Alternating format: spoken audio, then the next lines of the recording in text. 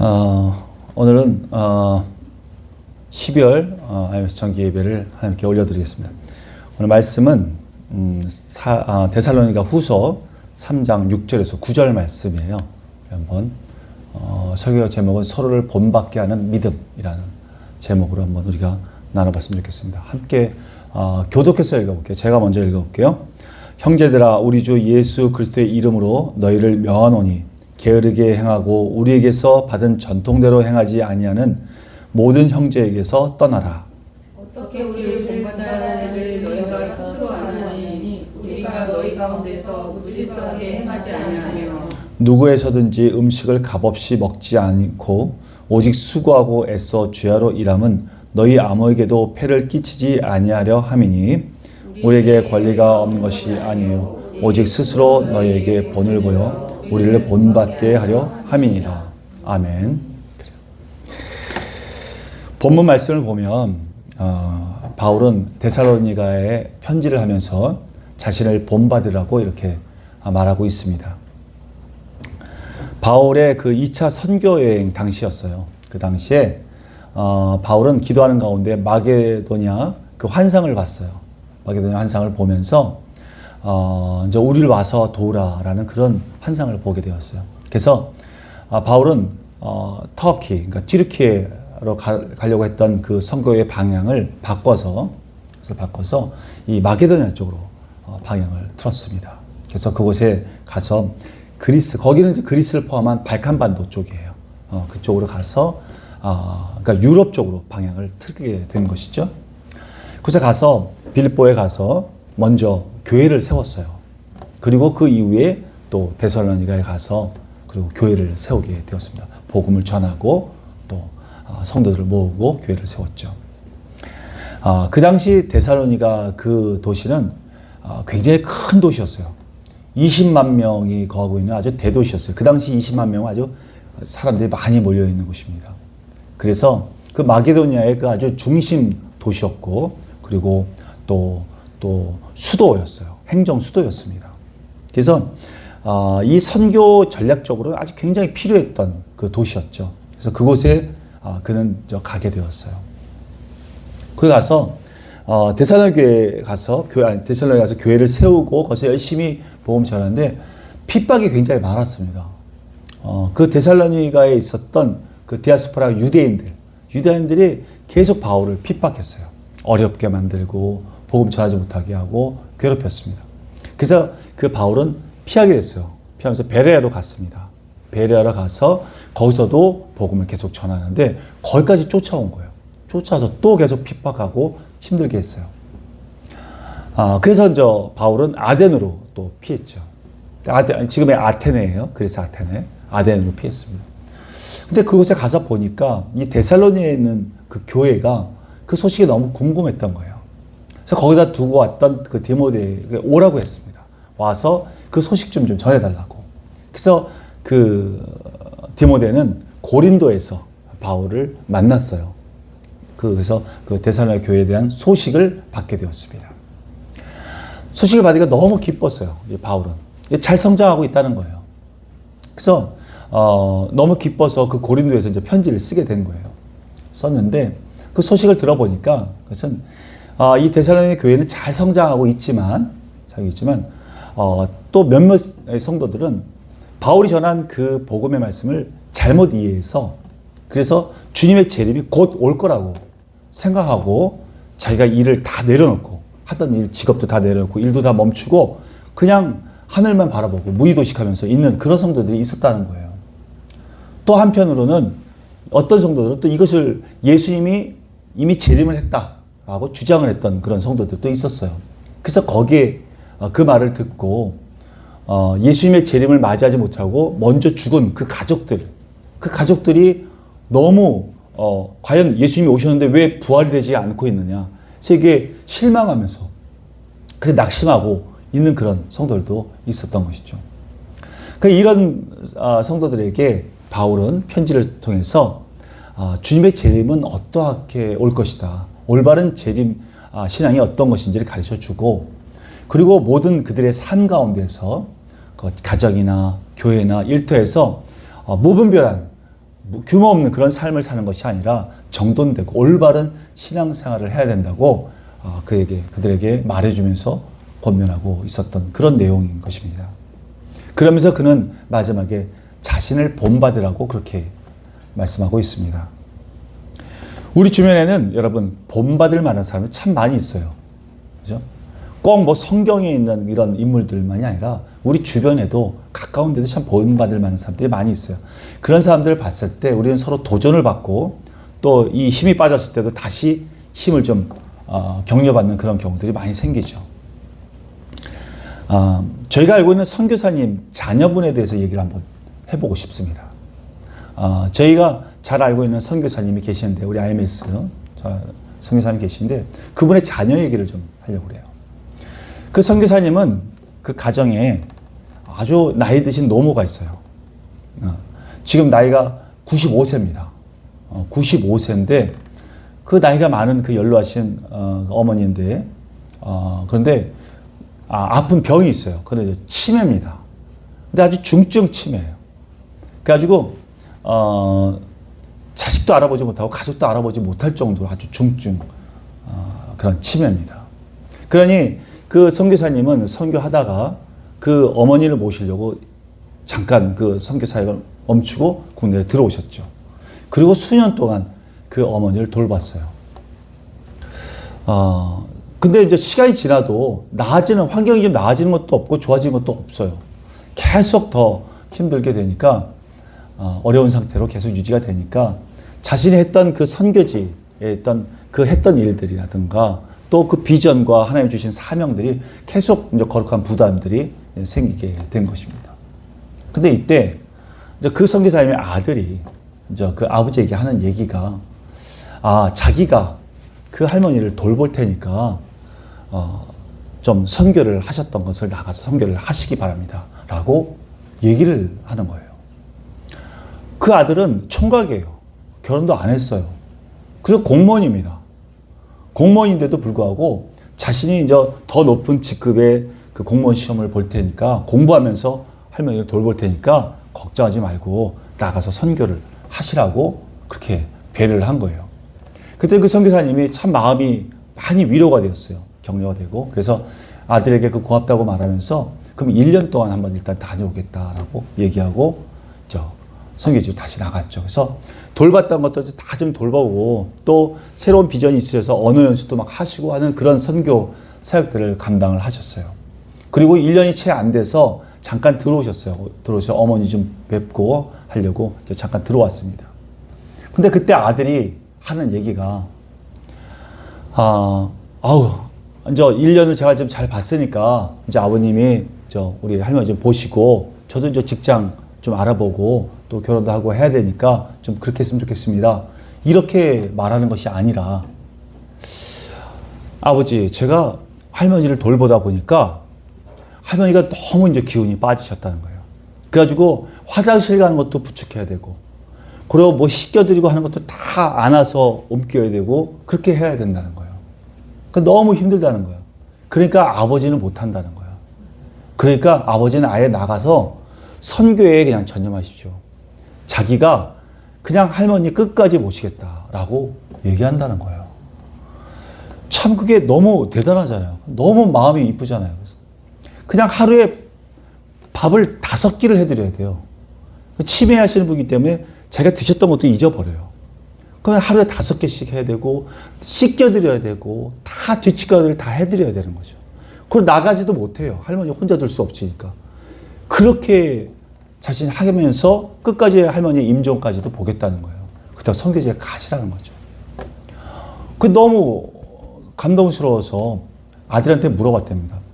너는 도대체 할머니가 너의 생각에는 어떠니? 얼마나 더 사실 것 같니? 라고 물어봤대요. 그랬더니 아들이 하는 얘기가 뭐 한 6개월이나 뭐 1년 정도면 사실 돌아가시겠죠. 이렇게 얘기하는 게 아니라 아버지, 제가 할머니를 정성껏 모시고 그리고 아주 힘들지 않게 뒷바라지 한다면 5년은 더 사실 겁니다. 그렇게 얘기한다는 거예요. 그러니까 5년은 더 이렇게 돌보겠다는 거예요. 정말 저 대단한 것 같아요. 정말. 지금 보통 가정들이 부모가 치매가 조금 있어도 요양원을 보내겠다 막 이렇게 하는 그런 이 세대에서 그런 요양원에 가면 그 요양원에 있는 보호사들이 과연 자기처럼 할머니를 돌보겠냐 이거예요. 그렇게 못한다 이거죠. 그러니까 보낼 수가 없다는 겁니다. 자기가 돌봐야 된다는 거예요. 그러면서 끝까지 돌보겠다고 얘기를 하는 겁니다. 여러분은 어떻게 생각하세요? 정말 말로만 그렇게 합시다 얘기하는 것이 아니라 자기가 실제로 몸으로 움직여서 행동하면서 본이 되어준 거예요. 그러면서 아버지의 그 선교 나갈 수 있도록 그렇게 배려해주고 그 할머니를 자기가 직접 끝까지 임종할 때까지 돌보겠다고 행동으로 움직이는 그런 아들. 정말 이 시대에 정말 본이 될 수 있는 그런 모범적인 그런 삶인 것 같아요. 이처럼 우리는 가까운 데에 있는 정말 본받을 만한 사람들이 참 많다는 것을 우리는 발견하게 됩니다. 이때 우리 이 본문에 보면 우리 바울도 자신이 말로만 하는 것이 아니라 실제로 행동하면서 본을 보이고 있어요. 그러면서 자신을 본받으라고 그렇게 말하고 있는 것입니다. 과연 그럼 데살로니 교회에서 우리 바울은 어떤 행동들을 하면서 어떤 행함을 펼치면서 자신을 본받으라고 했는지 우리가 한번 본문을 보면서 세 가지가 있음을 한번 우리가 배워보려고 해요. 알아보고 배워보려고 합니다. 먼저 우리가 7절을 같이 한번 읽어봤으면 좋겠어요. 7절 말씀 같이 읽을게요. 시작. 어떻게 우리를 본받아야 할지를 너희가 스스로 아나니 우리가 너희 가운데서 무질서하게 행하지 아니하며. 아멘. 바울은 먼저 무질서하게 행동하지 않았습니다. 요즘에 여러분 그 신문이나 뭐 이 방송 같은 데 보면 교회에서 막 다툼이 일어나는 그런 모습들을 좀 볼 때가 있어요. 너무 참 마음이 아픕니다. 이런 교회에서 막 싸우고 다투고 하는 그 내분이 일어나서 싸우는 것들을 보게 되면 정말 우리가 손가락질하고 막 뭐 혀를 차기도 하는데 우리는 그렇게 해서는 안 될 것 같아요. 우리 스스로를 되돌아보고 자성하고 또 우리 가운데 있는 안 좋은 마음들을 회개하는 그런 기회를 삼아야 되겠죠. 얼마 전에는 이 경기도에 있는 한 교회가 그 담임 목사의 선임 문제로 인해서 분파가 나눠졌어요. 찬성파가 생겼고 반대파가 생겼어요. 그래서 서로가 아주 격렬하게 싸우게 됐습니다. 근데 심하게 몸싸움까지 일어난 거예요. 그러니까 이게 방송에 나오게 됐어요. 그래서 얼마나 부끄럽게 됐는지 몰라요. 물론 자신들이 자기가 생각하고 있는 그 생각들이 있어요. 자기 주장들이 다 있습니다. 근데 분명한 것은 그 교회에는 다 질서가 있잖아요. 교회 법이 있잖아요. 절차가 있잖아요. 근데 그 절차를 무시하고 그 권위를 다 무시하고 그냥 자기 뜻대로만 관찰하려고 하는 것이죠. 거기 있던 부목사가 그 반대파에 있던 그 어떤 여자 성도가 발언하는 걸 가서 보면서 가갖고 그냥 그 마이크를 뺏으면서 그냥 집어서 던져버렸어요. 그 성도를. 그러니 그게 방송에 다 나와서 나온 겁니다. 그러니까 얼마나 우리가 부끄럽습니까? 나중에 이 부목사가 과연 자기 뜻대로 자기가 원하는 대로 만약에 그게 관철이 되었다. 그러면 그 다음에 다시 목사답게 여러분 사랑합니다. 이러고 안아주고 품어줄 수 있는 그런 목사가 될 수 있을까요? 참 정말 되게 안타까운 그런 모습인 것 같습니다. 그래서 세상은 우리에게 얘기합니다. 정말 조폭이 아니라 비아냥거리는 거죠. 교폭이다. 이렇게 말하면서 비아냥거릴 때가 참 많은 것 같아요. 여러분 교회 가운데는 분명히 질서가 있습니다. 질서가 있어요. 교회는 담임 목사도 있고 장로가 있고 또 집사가 있고 또 권사가 있고 뭐 교사가 있고 각종 직분자들이 다 있습니다. 그 직무들은 다 다르지만 그 직무에는 전혀 귀천이 없어요. 무엇이 귀하고 어느 게 낫다라는 것이 전혀 없습니다. 왜냐하면 주님의 몸이기 때문에 그래요. 주님의 발가락이 약합니까? 안 좋습니까? 감히 주님의 발가락인데 그 어떤 것도 중요하지 않은 것이 한 군데도 없어요. 그렇지만 그 귀천은 없지만 분명한 건 교회는 질서가 있다는 것입니다. 그 신분에 맞는 그런 권위가 있고 또 그 권위에 맞는 예의가 있어야 되는 것이죠. 그리고 그 사람, 그 교회에 대해서 또 직분이나 그 나이에 따른 존중이나 또한 어떤 존경하는 이런 마음들이 그 교회에 있어야 된다는 것이죠. 왜냐하면 교회는 사회의 본이 되기 때문에 그렇습니다. 세상이 우리가 세상을 배우는 것이 아니라 세상이 교회를 배워야 되는 거예요. 그 때문에 우리는 정말 이 세상에, 이 사회의 본이 되어야 하는 그런 공동체인 것입니다. 이러한 질서를 주님은 매우 중요하게 여기셨어요. 그래서 가장 기본되는 교회, 가정에서도 하나님의 최초의 가정을 만드시면서 가장 먼저 해주신 말씀이 이런 말씀이에요. 아내는 남편의 다스림을 받아야 한다고 그렇게 얘기하고 있어요. 그래서 창세기 3장 16절에 그렇게 말씀하고 있습니다. 아내는 남편의 다스림을 받으라고. 또 모세도 마찬가지입니다.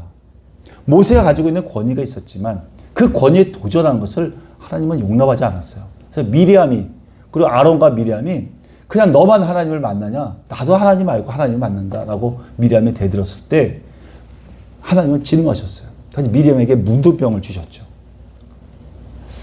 정말 하나님께서는 이러한 하나님께서 주신 그 권위를 잘 보호하셨어요. 그런데 이 바울과 그 일행들은 정말 이러한 권위가 있었고 이런 존경받을 만한 위치가 있었어요. 그럼에도 그는 그 데살로니가 교회에 가서 그 권위를 드러내지 않았습니다. 그것을 함부로 내세우지 않았어요. 왜냐하면 그들은 나중에 그 교회를 떠날지라도 그 교회에는 권위와 질서가 여전히 보존되어야 했기 때문에 그렇습니다. 그래서 그때 가더라도 그 담임 목사와 그 성도들이 서로가 존중하고 단합할 그런 교회 공동체가 되어야 했기 때문에 그는 그것을 굉장히 중요시 여겼던 것입니다. 우리도 선교지에 가서 교회 가서 우리가 지원할 때 우리가 중요시 여기는 것이 바로 그거예요. 그 선교사님들과 그 교회 리더들을 그 권위를 우리는 존중해 줘야 된다. 흩어지지 않게 해야 된다. 그래서 우리가 사역할 때 우리가 드러나지 않도록 조심해야 된다. 주의해야 된다라고 꼭 얘기하죠. 우리도 떠난 이후에 그들 공동체가 그 리더를 중심으로 해서 계속해서 정말 힘을 합치고 강력한 그 질서 안에서 온전한 교회가 되어야 하기 때문에 그렇죠. 이러한 것들을 바울 일행들은 스스로 지킴으로써 그들의 본이 되게 한 것입니다. 두 번째는 바울은 아무에게도 폐를 끼치지 않으려고 했습니다. 8절을 한번 같이 읽어볼게요. 시작. 누구에게든지 음식을 값없이 먹지 않고 오직 수고하고 애써 수야로 일함은 너희 아무에게도 폐를 끼치지 아니하려 함이니. 아멘. 여러분, 저희 가정은 결혼을 한 이후에 한 17번 정도 이사를 했습니다. 엄청 많이 이사를 했죠. 네. 근데 참 다행인 것이 이사할 때마다 우리 자녀들이 전학을 다녀야 되는데 전학을 수없이 많이 다녔어요. 우리 둘째 같은 경우는 고등학교만 해도 3번을 옮겼으니까 우리 수민이도 많이 옮겼고. 근데 옮길 때마다 걱정스러운 것은 새로운 친구를, 그러니까 그동안 사귀었던 친구들과 헤어져야 되고 또 새로운 친구를 사귀어야 되는 거예요. 그러니까 얼마나 어려워요. 근데도 그런 어려움을 없이 하나님께서는 참 보호해 주셨어요. 정말 얼마나 큰 은혜인지 몰라요. 그리고 제 아내는 이사 갈 때마다 청소를 엄청나게 깨끗하게 합니다. 그냥 모든 거 다 수리하고 깨끗하게 청소하고 막 보수해요. 그래서 아주 깨끗한 새 집을 만들어 놓고 이사 들어갑니다. 얼마나 힘들겠어요. 힘들어도 우리가 지내는 동안 너무 깨끗하고 그러니까 아주 쾌적하게 우리가 지낼 수가 있겠죠. 근데 얼마 있으면 6개월도 안 되고 또 이사 갈 때가 있어요. 그러면 아내는 그곳에 가서 또 청소합니다. 또 닦고 치우고 보수하고 또 지내요. 얼마나 고맙고 또 한편은 미안한지요. 참, 그러나 우리는 참 그 갈 때마다 참 평안하고 행복한 가정에서 지낼 수 있게 되었어요. 근데 어떤 집에 가면 되게 지저분해요. 그냥 엉망진창으로 사는 그런 집들이 있어요. 그걸 보면 왜 이렇게 사느냐라고 물어봐요. 물어보면 얼마 있으면 이사 간다는 거야. 여기 전셋집이다 이거지, 전셋집. 그 1년 뒤에 이사 간대요. 그러니까 유리창도 안 닦고 청소도 안 해. 찌든 때도 안 닦고 그냥 그대로 살아요. 그러니 그동안 얼마나 사는 동안 힘들겠습니까? 불편하고 더럽고 쾌적한 그런 삶을 살 수가 없게 되는 것이죠. 이처럼 데살로니가 교회에는 이런 성도들이 있었다는 거예요. 이제 곧 예수님께서 오시니까, 예수님 곧 오시니까 자기는 이제 올라가야 되니까, 예수님 따라서 가야 되니까 여기 있는 거 다 이제 필요 없다 이거예요. 다 정리 다 한다는 거예요. 그래서 그냥 주변을 다 정리하고 일도 다 내려놓고 그리고 그냥 하늘만 바라보고 있는 거예요. 무의도식하면서. 그 전에 이 이단이었던 이단이 있었습니다. 그 다미선교회라고 있었어요. 다미선교회 이장님 목사가 있었죠. 이단이에요. 그는 휴거라는 말을 끄집어내면서 휴거를 하기 때문에 모든 재산들 다 정리해라. 그리고 자기의 교회를 가져와라. 그렇게 얘기했어요. 근데 휴거는 오지 않았죠. 그 위에 나중에 알고 보니까 그 목사 개인 그 통장에는 돈이 가득 쌓여 있었어요. 그래서 이게 아주 크게 아주 일이 크게 이슈가 되었고 사회에서 문제가 됐었죠. 그래가지고 휴거라는 이 좋은 기쁜 말이 굉장히 이상한 이단의 말이 되고 말았어요. 참 우리 그리스도인들에게 굉장히 상처가 되었었던 것입니다. 근데 이처럼 데살로니가 교회도 이 주님의 재림을 잘못 알고 있어갖고 자기의 모든 걸 다 내려놓고 그냥 일 안 하면서 무의도식하면서 그냥 하나님만 바라보고 있었던 자들이 있었던 것입니다. 그래서 바울은 그들의 삶이 흩어지지 않고 올바른 삶을 살아야 한다고 이 편지를 통해서 권면하고 있었던 것이죠. 그들은 극단적인 종말론에 빠져 있었던 것입니다. 그래서 그 삶은 굉장히 피폐해졌어요. 그 남에게 피해를 주면서 살아왔습니다. 폐를 끼치고요. 왜냐하면 곧 예수님이 온다고 해서 다 정리했는데 예수님은 안 오신 거예요. 그러니까 그 다음부터는 어떻게 먹고 살려면 그 사람들한테 도움을 구해야 될 거 아니에요. 그래서 사람한테 폐를 끼치고 살아가는 거예요. 근데도 더 놀라운 건 그들이 그런 신앙생활이 옳다고 생각하고 있다는 것입니다. 잘못됐다고 생각하지 않고 옳다고 생각하는 거예요. 그러면서 계속 그런 삶을 살고 있었던 것이죠. 스스로를 위로하면서 이게 올바른 삶이라 그렇게 살고 있었다는 것이죠. 이게 바울이라는 열심히 일하는 모습을 그들에게 몸소 보여주었습니다. 아무에게도 폐를 끼치지 않고 열심히 일하면서 안정된 삶을 그들은 살아가면서 몸소 보여준 거예요. 선교사인데 말이죠. 거기에 머무르는 자가 아니라 자꾸 이동하시는 분인데도 불구하고 그냥 대접받으려고 하는 게 아니라 그냥 거기서 또 일을 해서 먹을 밥을 자기가 마련해서 먹었다는 거예요. 그래서 그는 말을 했어요. 일하기 싫은 사람은 먹지도 마라 라고 바울은 얘기했습니다. 여기서 일하기 싫다는 것은 직장을 못 구한 사람들을 얘기하는 것이 아니에요. 직장을 구할 수 있는데도 구하지 않고 놀면서 그냥 일하지 않는 사람들을 말하고 있는 것이죠. 여러분, 우리의 신앙은 어떻습니까? 우리의 신앙의 삶을 산다고 하면서 일하지 않고 그냥 남에게 폐를 끼치면서 살아가는 사람입니까? 아니면 열심히 일하면서 그러면서 신앙생활도 열심히 하는 그런 성실한 자입니까? 우리는 바울이 말하고 있는 그런 정돈된 그런 삶을 사는 신앙이 되어야 합니다. 세 번째는 바울은 자신이 받을 권리가 있음에도 그런 권리를 포기했습니다. 한번 다시 우리가 9절 말씀을 한번 같이 읽어볼게요. 시작. 우리에게 권리가 없는 것이 아니요 우리 스스로 너에게 본을 보여 우리를 본받게 하려 함이니라. 아멘. 바울은 고린도전서 8장에 보면 자신은 고기를 먹지 않겠다고 그렇게 말을 합니다. 선언을 합니다. 그것은 하나님은 모든 먹을 것을 우리에게 허락을 하셨지만 이 어떤 고기 먹는 것으로 인해서 만약에 자기의 사랑하는 형제가 실족한다면 자기는 영원토록 그 고기를 먹지 않겠다라고 말한 거예요. 그 당시에 이방인들이 살고 있는 그 시장 같은 데에서 파는 고기들은 전부 다 우상에게 제물로 쓰여졌던 그 고기를 팔고 있었습니다. 그래서 믿음이 신약한 자들은 그 고기를 먹으면 자기의 신앙에 더럽혀지고 오염될 거라고, 그 죄악이 자기 가운데 들어올 거라고 그렇게 생각하고 있었던 자들이 있었던 거예요. 실제로 믿음이 든든하고 강력한 사람들이 그냥 편하게 뭐 고기나 이런 거 먹는 건 아무런 상관이 없어요. 우상은 그냥 아무것도 없는 것들이니까 상관없이 그냥 먹을 거 먹었어요. 근데 믿음이 신약한 자들이 그걸 보고 따라했다가 그 고기를 먹었다가 그 사단이 집요하게 공격하고 죄의식을 막 집어넣으니까 거기에 죄책감으로 실족하는 자들이 실제로 있었던 것입니다. 그러니까 바울은 그렇게 얘기를 해요. 나는 만약에 나도 모르는 사이에 먹고 있는데 자기도 모르는 사이에 누가 나 고기 먹는 걸 보고 그가 만약에 시험에서 들어서 실족하게 된다면 자기 영원토록 그냥 고기를 먹지 않겠다는 거예요. 그렇게 선언을 해버렸습니다. 그런 것들을 허용하지 않겠다는 거예요. 단 한 사람이 넘어지는 것도. 이처럼 우리의 신앙의 삶은 마땅히 누릴 수 있는 권리들이 있어요.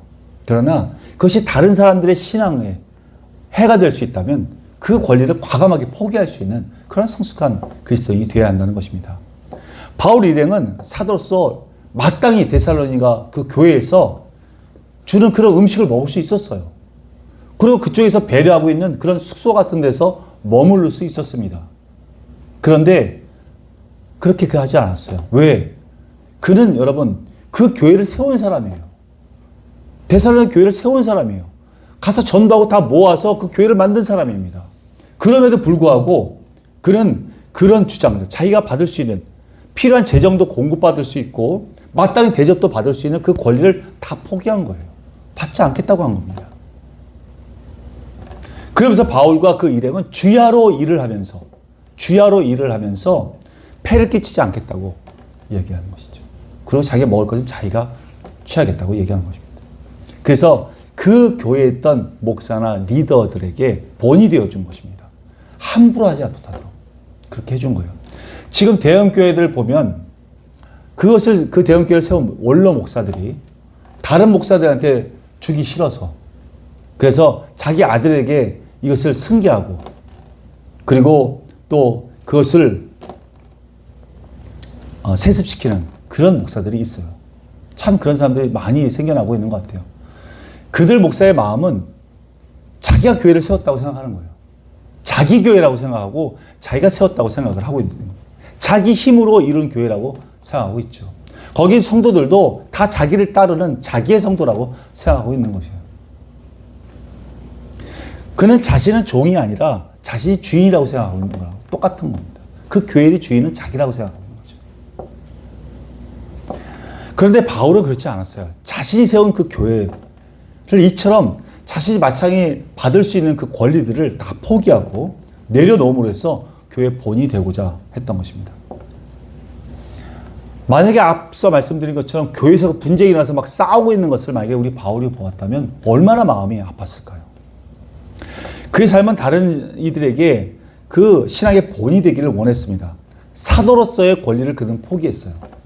사도로서 마땅히 받을 수 있는 권리도 포기했어요. 교회를 세워서 마땅히 받을 수 있는 그런 권리도 포기했습니다.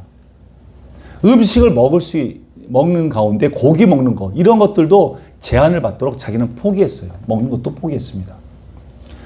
일하지 않을 권리가 있어요. 그는 복음을 전하는 사람, 말씀을 전하는 자라서 일하지 않을 권리가 있었어요. 하나님이 약속하셨어요. 채워주겠다고. 그럼에도 일하지 않을 권리도 포기하고 일했습니다. 그리고 베드로처럼 결혼하고 그래서 아내도 함께 다닐 수 있는 그런 권리도 포기했습니다. 결혼하지 않겠다고 얘기했어요.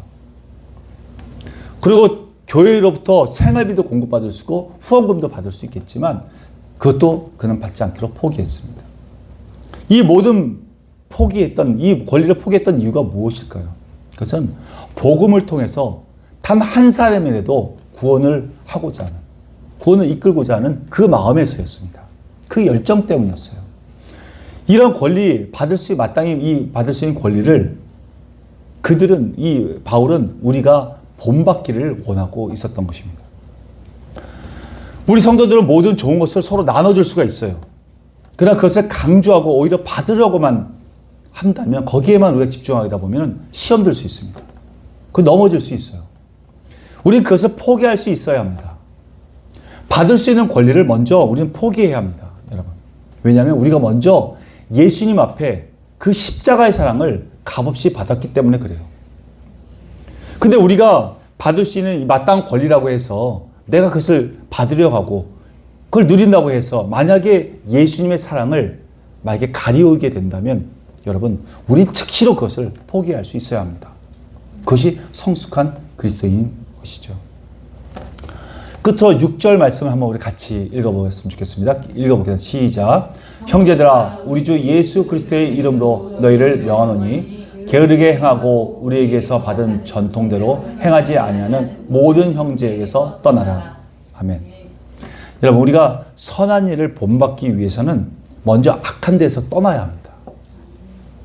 하나님의 가르침대로 행하지 않고 자기 소견이 옳다고 생각하는 자들에게서 떠나시기 바랍니다.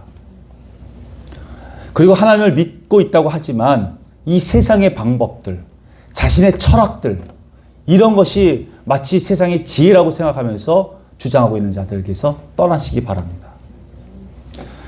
그리고 또 성경 말씀을 왜곡하고 자신의 유익을 위해서 성경을 잘못 해석하면서 살아가고 있는 자들에게서도 떠나시기 바랍니다.